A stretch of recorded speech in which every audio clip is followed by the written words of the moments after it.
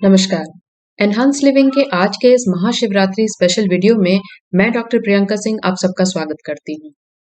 महाशिवरात्रि जो भगवान शिव और माँ पार्वती के विवाह की रात्रि है, वो शिव भक्तों के लिए बहुत ही महत्वपूर्ण दिन है। इस दिन हर शिव भक्त अपनी श्रद्धा और अपनी भक्ति को भगवान शिव को दिखाने का प्रयास करता है और उसके लिए वो तरह तरह से भगवान शिव का अभिषेक और आराधना करता है। भगवान शिव को भोलेनाथ कहा जाता है क्योंकि वो इतने भोले हैं कि आप उन्हें कुछ भी चढ़ाएं, किसी भी तरह से उनकी प्रार्थना और आराधना करें, वो हमेशा स्वीकार करते हैं। भगवान शिव के लिए ये कहा जाता है कि यदि भक्त 2 कदम भी अपने भगवान की तरफ बढ़ाते हैं तो शिव खुद अपने भक्तों की तरफ चल के आते हैं। और जो लोग भगवान शिव की आराधना करते हैं, जो उनके भक्त हैं, वो भगवान शिव की प्रेजेंस को, उनकी उपस्थिति को अपने जीवन में जरूर महसूस करते हैं। तो ये एक ऐसी रात्रि है जब हमें भगवान शिव के प्रति अपने आदर को, अपने आभार को जरूर व्यक्त करना चाहिए और इसके लिए कुछ तरीके हैं, कुछ प्रयास हैं जो हमें जरूर करने चाहिए। यूं तो जब भी महाशिवरात्रि का दिन आता है, सुबह से ही मंदिरों में घंटे बजने लगते हैं, लोगों की कतारें लगी होती हैं, लोगों के हाथ में पूजा पाठ के तमाम सारे सामान होते हैं। बहुत सारी चीजों से भगवान शिव का अभिषेक किया जाता है। बहुत से लोग विशेष रूप से रुद्राभिषेक करवाते हैं। रुद्राभिषेक को इस दिन करवाना बहुत ही अच्छा होता है क्योंकि रुद्राभिषेक अपने आप में संपूर्ण तरीका होता है भगवान शिव की आराधना करने का। भगवान शिव जो कि सभी सिद्धियों को देने वाले हैं, हर तरह से आपके मनोरथों को पूरे करने वाले हैं, वो खुद इतने भोले हैं और इतने निस्वार्थ हैं कि वो अपने लिए कुछ नहीं रखते, लेकिन अपने भक्तों को सब कुछ देते हैं। भगवान शिव की आराधना इंसान की इच्छा शक्ति को मजबूत करती है, उसके आत्मविश्वास को बढ़ाती है, उसके काल को भी टाल देती है। महादेव की आराधना से आध्यात्मिक शक्तियां जागृत होती हैं। आध्यात्मिक रूप से महाशिवरात्रि का क्या महत्वपूर्ण स्थान है, वो तो हम सभी कहीं न कहीं अपने मन में महसूस करते ही हैं और इसीलिए बरसों से लोग महाशिवरात्रि के इस उत्सव को बहुत हर्षोल्लास और बहुत आदर और भावना के साथ मनाते आए हैं। लेकिन महाशिवरात्रि की रात वैसे भी कुछ खास है। खास इसलिए है क्योंकि उस दिन ग्रह नक्षत्रों की दशा कुछ ऐसी होती है कि आपके शरीर की जो ऊर्जा है वो ऊपर की तरफ उठती है। बहुत सारे योगी ऋषि बहुत पहले से इन बातों को जानते आए हैं, तो इसलिए ये कहते हैं कि इस रात्रि को बहुत विशेष बनाइए। सिर्फ दिन में ही ईश्वर को याद मत करिए, बल्कि उस रात्रि को भगवान का, भगवान शिव का विशेष रूप से ध्यान करिए, उनकी विशेष रूप से पूजा करिए। आप उन सभी आध्यात्मिक सिद्धियों को पा सकते हैं। पूजा आराधना में यूं तो हम बहुत सारी चीजों का प्रयोग करते हैं, जैसे कि शिवलिंग को जल चढ़ाना, दूध चढ़ाना, दही, पंचामृत, घी, इन सारी चीजों से भगवान शिव का अभिषेक किया जाता है। तो ये तो कुछ वैसी बातें हैं जिनके बारे में आप जानते हैं और बरसों से आप इनका प्रयोग भी करते चले आ रहे हैं अपनी पूजा में।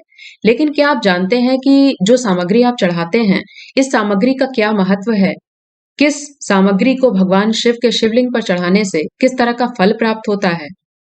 तो मैं कोशिश करूंगी कि आज के इस वीडियो में आपको इन चीजों के बारे में थोड़ी सी स्पष्टता दूं। यदि आप लक्ष्मी प्राप्ति की इच्छा रखते हैं, तो आपको भगवान शिव को शक्कर वाले दूध से अभिषेक कराना चाहिए। आप शहद भी डाल सकते हैं, जैसा कि आपने देखा होगा कि शिवलिंग पर शहद चढ़ाने की परंपरा है। शिवलिंग पर जो बिल्व पत्र डाला जाता है, उसके पीछे सोच ये होती है कि आप स्थिर लक्ष्मी को प्राप्त कर सके, यानी लक्ष्मी जो आपके घर में आए वो एक स्थायी रूप में निवास करें। दूर्वा को भी काफी सारे लोग शिवलिंग पर चढ़ाते हैं। इसका महत्व ये है कि ये आपको दीर्घायु और अच्छा स्वास्थ्य प्रदान करती है। अगर आप दूध चढ़ा रहे हैं तो ये आपको रोगों से मुक्ति प्रदान करता है। इसी प्रकार भगवान शिव के शिवलिंग का अगर घी से आप अभिषेक करते हैं तो ऐसा माना जाता है कि आप राजयोग यानी राजाओं जैसा सुख प्राप्त करते हैं। कुशा के टुकड़ों को अगर आप जल में मिला करके उससे भगवान शिव के शिवलिंग का अभिषेक करें तो इससे शत्रुओं का विनाश होता है। यदि आप भगवान शिव की संपूर्ण कृपा पाना चाहते हैं तो आपको गंगा जल को कभी नहीं भूलना चाहिए, क्योंकि गंगा जल भगवान शिव को सबसे अधिक प्रिय है। सभी कामनाओं की पूर्ति के लिए पंचामृत का प्रयोग बहुत अच्छा रहता है। इसी के साथ यदि अगर आपको ये बताया गया है कि आपकी कुंडली में चंद्रमा कमजोर है, चंद्रमा की स्थिति बहुत अच्छी नहीं है, मन में चंचलता रहती है या मन में उद्वेग उठते हैं, आप मानसिक रूप से परेशान रहते हैं, तो आपको पंचामृत से भगवान शिव के शिवलिंग का महाशिवरात्रि के दिन अभिषेक जरूर करना चाहिए। इन सभी प्रयासों से भगवान शिव प्रसन्न होते हैं और उनकी आप पर कृपा बनी रहती है।